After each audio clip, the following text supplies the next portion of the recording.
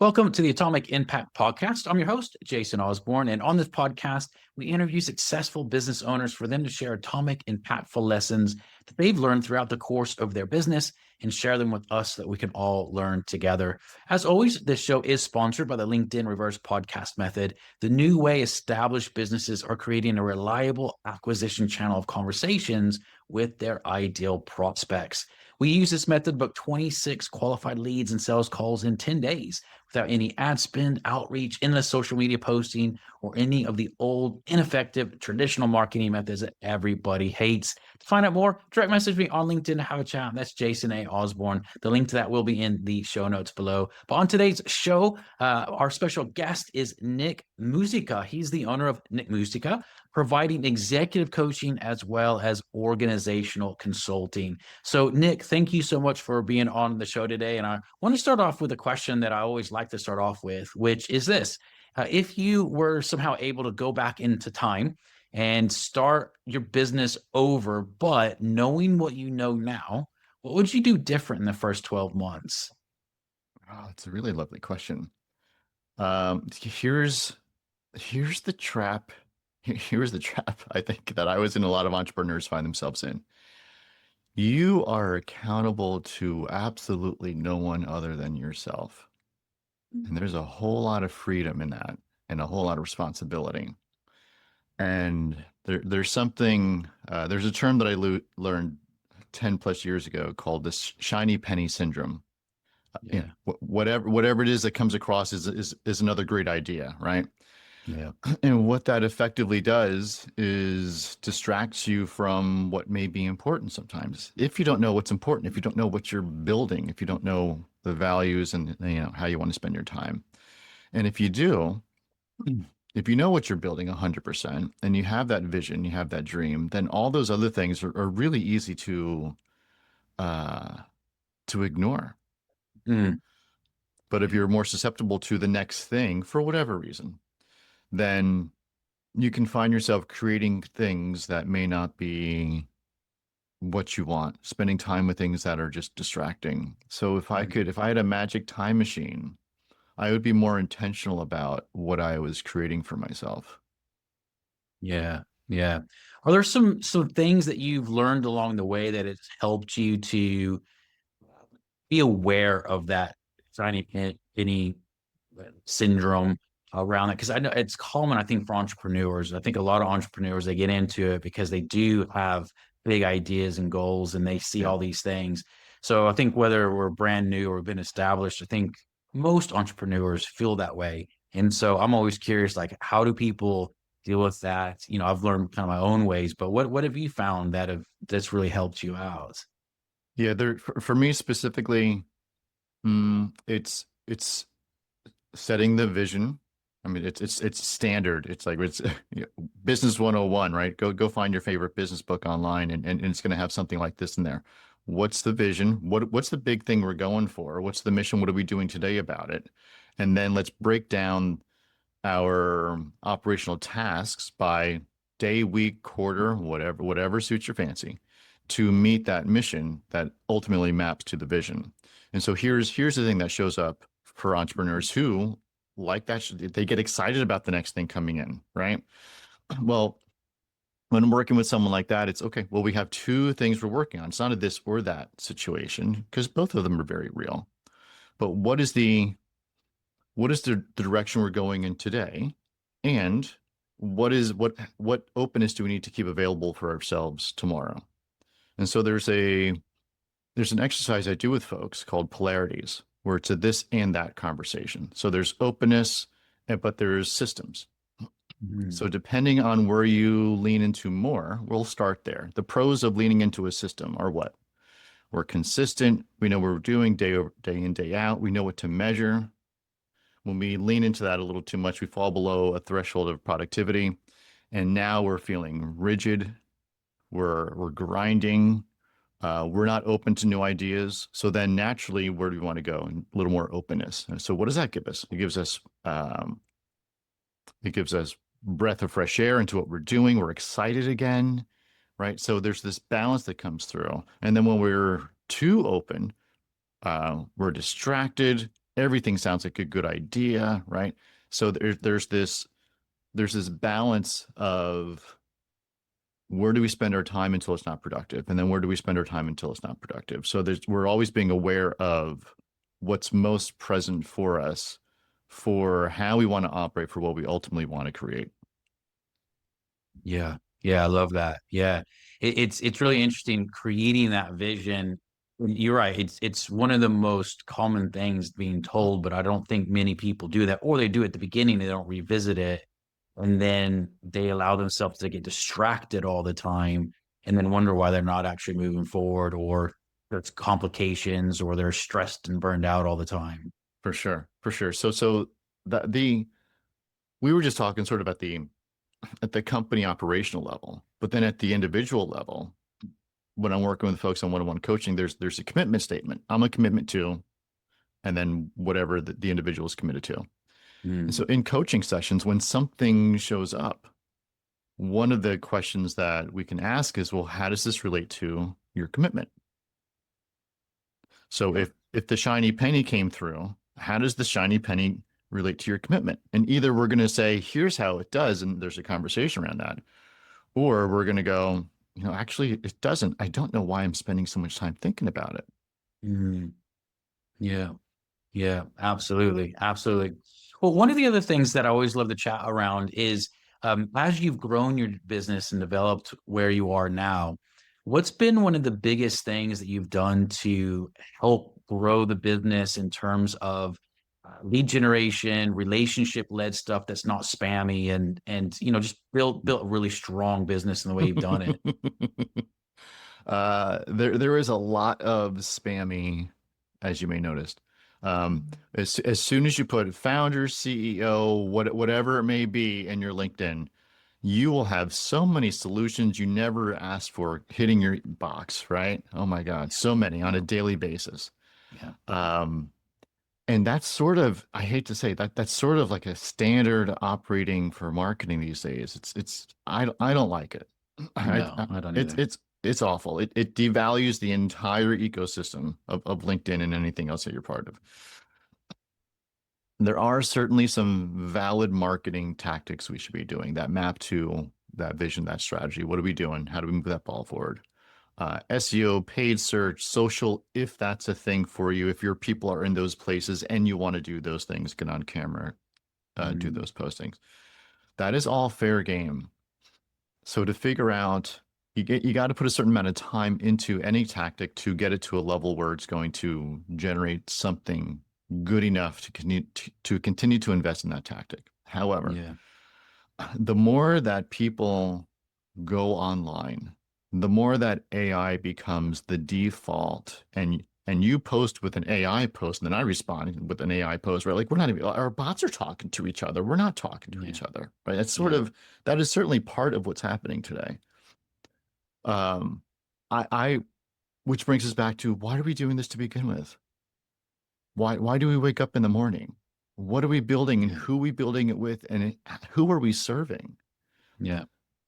I think it's a lost art to get out in front of people, to have the handshake, to hear someone, to understand what's actually going on in their world. I mean, yesterday I had a coaching call with a gentleman, and it was online. And before the coaching call, I asked him to fill out a 10 question questionnaire. And I say, "Hey, Jason, I know you filled out the questionnaire, but I'm still going to go through the questions because I find that between day one and today, when you filled out the questionnaire, other things showed up for you. Yeah. And this gives us a chance to kick the ball back and forth and to have that connection and to ask those questions, which you do not get when bots are talking to each other, when spam is the number one tactic of the day. Um, it just doesn't exist. So I think we're in a time where we're sort of relearning slash learning what it takes to be human in the current Yeah. context of the world. It's a very interesting Yeah. time that we're in. Yeah. Yeah. I totally agree with you. And the way you framed that is really, really good framing of it, because I think there's a lack of trust in a lot of ways now because of all the AI. And I'm not saying anything bad about AI. I use AI in lots of different areas of my business, and I think most people should. But that whole thing where people are wondering now is this a real person?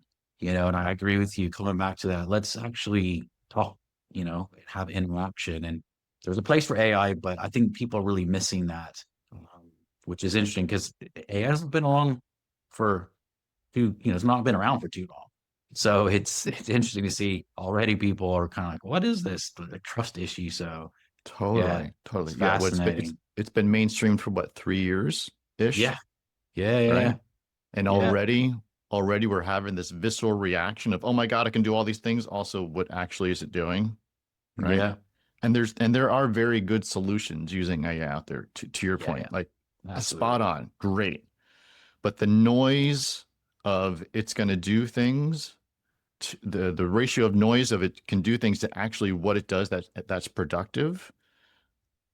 I feel like it's out of balance. I've seen way more Yeah. hype than actual good product delivered from it. Yeah. And then we have this side effect of what am I watching? Is it real? Man, I saw a Yeah. video yesterday and I'm like, what? It's weird little video. But I did have to watch it twice to go, did I just see what did I just see? What just Yeah. happened there? Right. Yeah.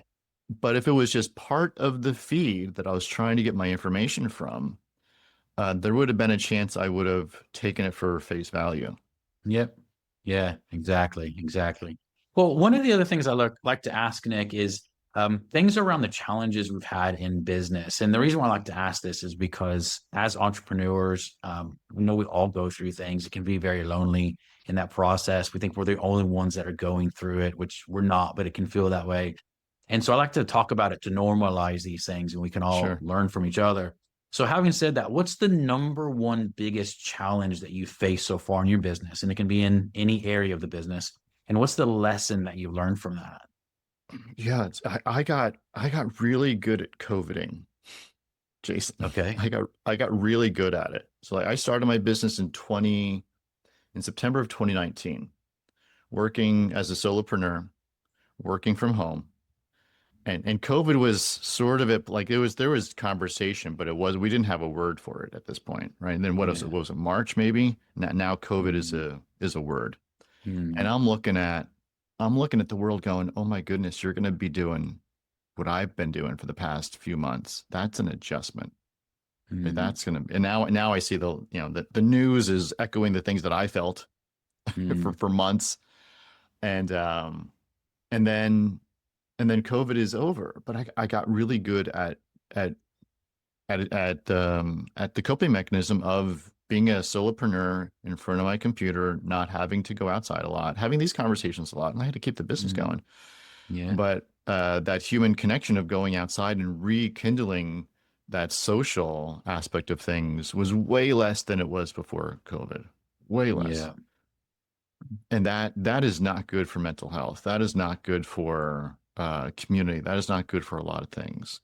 So I Mm, had to relearn what it meant to go outside. I had to learn what it meant to be part of community, what I wanted out of that, how I wanted to mm, contribute to it. yeah. That was my big learning. Uh, so when I talk to other folks, there is this sense of loneliness, and I just described sort of an extreme version of it in some cases. Mm, But there is it's I'm the only one having this experience, and it's simply not true. yeah. It's simply not true. However, the more we are in front of a computer by ourselves, the more we feel it is true. And going on social media and going on forums or whatever you want to call them these days, it's not it, it that's not the cure. That's not what helps to alleviate it. It's getting Mm, outside, it's having a group of folks you can do things with in person, whether it be coffee or a beer or a hike or whatever it is. Go find a group, go find people you mm, gel with.